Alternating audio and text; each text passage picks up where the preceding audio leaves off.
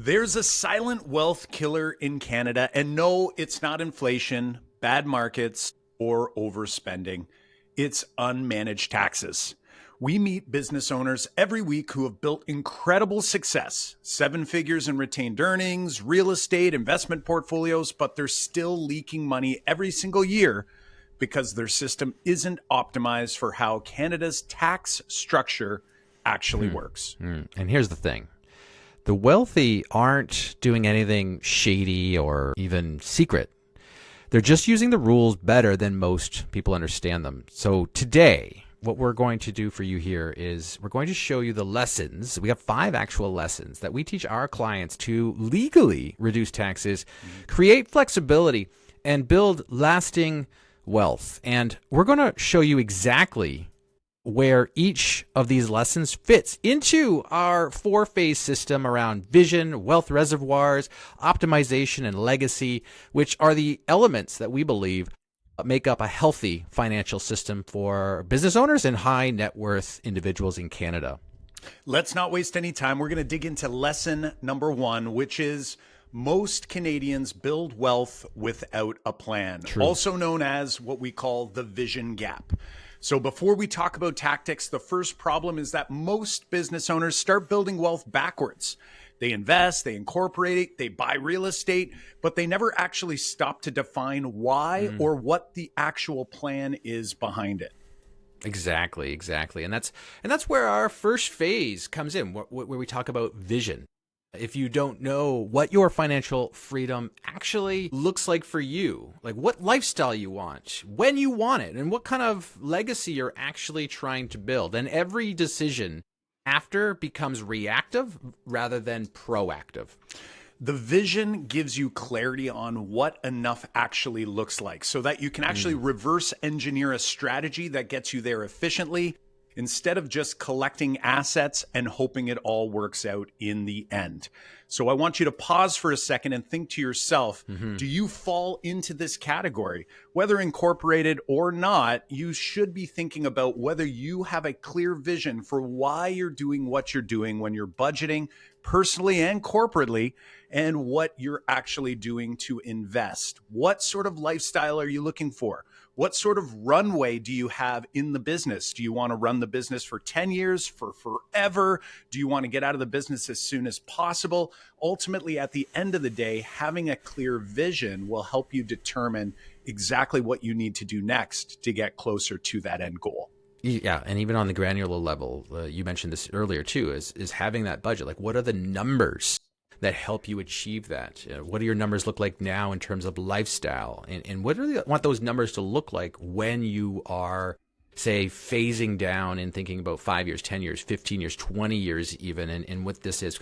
Because that is an essential component of establishing your vision, so that all decisions from here on out, like that becomes the filter so that you can actually make appropriate decisions in the remainder of the lessons we want to teach you here today. So let's get into it. Lesson number 2 is your corporation isn't just a business. It's actually a wealth engine. And you probably knew this, but we're going to give you some insight here, because most incorporated Canadians like us treat their company like a pass-through structure. And we've actually talked about that here on this podcast before, is that income comes in and typically dividends go out and taxes get paid, and repeat that cycle. But your corporation can actually be one of the most powerful tax structures in the country if actually you use it right.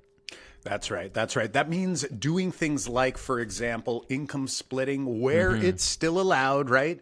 Paying spouses if they're involved in the business, or having them as shareholders so they can accept and take dividends, or adult children or even teenage children who are doing legitimate business work or business tasks inside of the business. Now, deferral is the second one, but I would argue is one of the biggest pieces, which means leaving your profits inside your corporation so they can grow at the lower corporate tax rate instead of pulling it out all personally.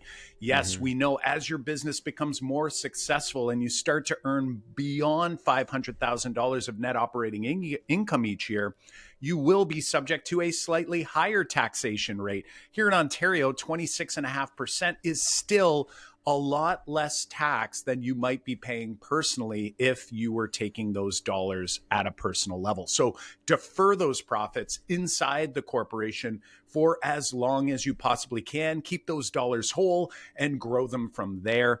And then finally, using structures like holding companies to separate your active business from your investment activities to protect your assets is huge, but it's also very helpful if you are going to consider at some point down the road potentially selling the business. Yeah, and family trust can play an active role in that as well. What we're really talking about here, like what your corporate structure really makes up, is what we call the wealth reservoir. It's sometimes you can think of a wealth reservoir as it's like our emergency fund. We've often referenced that, but your corporate structure, your wealth reservoir, also lives inside your corporate structure, and it's really an important phase of your planning system. It's all about creating a place to store wealth efficiently, to trap it before it leaks out into the CRA, because once your reservoir is full, then you get to decide where and when to release it. That's a great point here. One piece about the wealth reservoir is that this is where we're going to be storing those tax deferred dollars. And as you likely know, we are huge fans in using a structure around high early cash value insurance in order to hold those dollars. We want to keep the dollars whole. We want them to grow tax free. We want to be able to leverage those dollars freely, both corporately and potentially personally, depending on your situation. And finally, down the road, when that wealth reservoir finally pays out through a death benefit, the net death benefit gets to actually flow out to shareholders or to the estate. This is huge. So now let's move on to lesson number 3, which is about tax efficiency. A lot of people, when we look at their tax efficiency and the focus on tax efficiency, it is very minimal. And the lesson number 3 is tax efficiency actually beats rate of return. Here's the truth. It's not the investments that make the biggest difference. It's how they're structured. If I use an example of two people that have the same portfolio, the same return, but one keeps 20% more because they're tax efficient, they're going to be significantly further ahead. And here's another example. The S&P 500 returns, say, 10% per year on average, even though most Canadians don't actually experience that rate of return due to pulling money in and out and not staying in the market. The reality is that if you actually paid 50% in taxes, you're now having to double. You need 100% return just to get to break even. Whereas someone who keeps more of their dollars, say 88 cents of every dollar inside the corporation, they need a much smaller rate of return in order to get back to that break even point pre-tax. Yeah. And I think that's where we see so much opportunity in this optimizing stage, or this optimizing phase, is structures like this and strategies like this. Like I would say, you want to use on the personal side, you want to use your TFSA as a true growth engine and not a savings account. Like, use it to invest and use it on that personal side. We often say that wherever you make your money, invest your money. So if you're paying yourself in payroll, or you're sending money outside the corporate structure because it's, your waterfall technique has risen for it to make sense to send it out into the personal side, then make sure that you're using the TFSA to grow that on your personal side. I think we all tend to think about it like this. It's not a savings account. As a high net worth individual or business owner, and you think about your RSPs, the typical strategy is that you would defer, like the RSP, like you're putting money into your RSPs for later. Like, it's deferred tax growth is happening in there. But the likelihood of that strategy working for you as a high net worth individual in Canada is that the idea of the deferment is that when you reach retirement, or when you reach later in your years, when you have to pull that out, then the idea was that your income would be less at that time.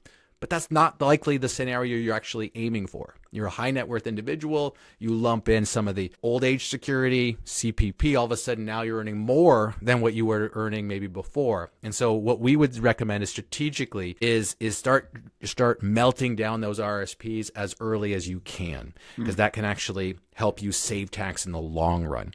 100%. I would say you also want to prioritize your capital gains and dividends over interest income in your non-registered accounts. And finally, I would say align your corporate investments, those registered accounts, and also your personal assets, so they're all working together and not fighting each other. Yeah, you made some great points there, John. When we think about things like melting down the RSP or contributing to the tax-free savings account, there are nuances to every situation. So, of course, you need to run the numbers. You actually have to look at this scenario and these scenarios and really try to understand what will happen if I start pulling out a certain amount of money out of an RSP at, say, age 60, instead of waiting until age 71, where things start to turn into a RRIF and you have to take income out. So be strategic about this. Optimization isn't about gambling, and it's not about higher returns. It's about actually controlling when and where your wealth gets taxed. That's how you quietly outperform most investors and usually take on a whole lot less risk by simply losing less to the CR. Okay, lesson number 4 is a lesson that kind of combines the previous lessons and the previous structures that we talked about, because with the lesson number 4 is saying, like, don't wait until retirement to plan withdrawals. And this is why it takes into account we have to be strong on our vision, and we have to be strong on our structures. We have to be strong on what optimizations, moves we're going to be making here, because I think the general rule of thumb is that and I think this was what happens a lot with business owners, is you think the rules or the strategies for personal wealth building and wealth preservation transfer one-to-one over to your corporate wealth strategies, which is not necessarily the case. And I think we have some faulty thinking in that. So when we say don't wait until retirement to plan withdrawals, is that we have so many surprises, that come up. And one of the biggest surprises is that we typically, when we defer everything, it can backfire. Like in the last example, we talked about if you wait too long to pull from your RSP, or eventually your corporation, you can end up with bigger tax bills later because we just didn't think about that. We have to have that vision planning process kind of thought about in advance so that we can make strategic moves earlier than later. And that's the biggest part of this lesson right here. Absolutely. And this is really just called tax timing. And we have to understand the tax implications that different accounts and different entities are going to experience. And as we referenced in the last lesson, the RRSP is one of the buckets that must be liquidated when we leave this place known as Earth, right? When we move on to the next world, right? It must be liquidated. So whether it's us slowly draining that out and being strategic, or whether it's through a deemed disposition at the end of the second spouse's passing, you're going to be paying a significant amount of tax on that RRSP bucket, whereas our corporation is an entity that can live forever. And while there are deemed disposition dealings that we must grapple with, there are capital gains. We have the opportunity to insert different tools and different structures. If we go back to our wealth reservoir using high early cash value insurance, if we go back to our wealth reservoir and we use the same tool, a early high cash value insurance policy, what we have is an opportunity for us to not only deal with those deemed disposition capital gains that we're going to be experiencing down the road, but we also introduce the opportunity for leverage, cash flow that isn't actually taxed, in order to mitigate some of this tax timing that we're dealing with here. So while you can smooth those withdrawals early, we're actually going to recommend that we're not just doing a one-to-one pulling from all of your buckets. We actually want to make sure that you're pulling the right amounts in your lower income years so you can pay less tax overall, protect your government benefits, and avoid spiking into unnecessarily high tax brackets later. Yeah, and if that sounds scary or overwhelming, sometimes having that trusted advisor, trusted confidant, someone to go down this pathway with together can actually smooth that process out and make it feel less overwhelming and actually more empowering. All of this seems counterintuitive, but it does work. You're not trying to avoid tax forever. Like that's when you think about tax timing, you're not doing that. You're just trying to take more control over it strategically for yourself, your family, and your legacy, which actually leads us into lesson 5. Lesson 5 is legacy starts before you're gone. Now, the sad reality is if, let's say, you're struggling to maximize your tax-free savings account, or you don't have enough funds around to put into investments, whether it's the RRSP or corporate investments, the reality is you probably don't have some of these previous issues. You don't have the same tax planning problem because you probably don't have enough money to pull out in order to push you into a higher tax bracket if done poorly. So here, for those people who are thinking about legacy, this is for people that actually really need to be thinking about where I take my income from, where I take my cash flow from, and I start thinking about how much of this am I hoping to leave behind after we pass. Most successful Canadians start building their legacy while they're alive. And oftentimes people accidentally land into legacy where they've done the investing, they've stacked the assets, they've done all of these things without a clear vision. And at the end, they either leave a much larger legacy accidentally because they didn't understand where they would be, or on the other end, they actually leave a much smaller legacy because they didn't spend the right amount of time planning. Exactly. And if we think about the structures, think about the structure that we referenced already in this episode around the tool of a high cash value life insurance policy, and making use of that policy not only while you're alive and using, say, leverage while you're alive to access the cash value when you need it to invest in income producing assets, but also because you were forward thinking, you also get the benefit of transferring, especially when it's in, say, the corporate structure, of transferring that wealth from your corporate structure to your heirs or to the estate through the capital dividend account. And there are some really strategic assets there that or moves that you can be making to actually move this and transfer wealth, because that's really what that tool can be. It's a wealth transfer tool and not just a protection tool. You're right, John. That's the legacy phase in our system. It's ensuring what you've built actually ends up where you want it to go. Do you want it to go to the children, to the grandchildren, to charity, to some other organization? You get to decide, instead of allowing probate or the government to decide where a good chunk of the assets you've grown end up flowing when you do leave this place. It's not about minimizing taxes at death. It's actually about creating control, clarity, and impact now, and a means to deal with whatever taxes may arise when that time does eventually come. Well summarized. So if you take nothing else away from this, remember, the silent wealth killer isn't just taxes. It's actually taxes unmanaged. When you build your wealth inside a system, one that starts with vision, one that stores efficiently within a wealth reservoir, when you build your wealth inside of a system, one that starts with vision, stores efficiently inside of a wealth reservoir, optimizes for tax and timing, and transitions through a thoughtful legacy plan, you take back control.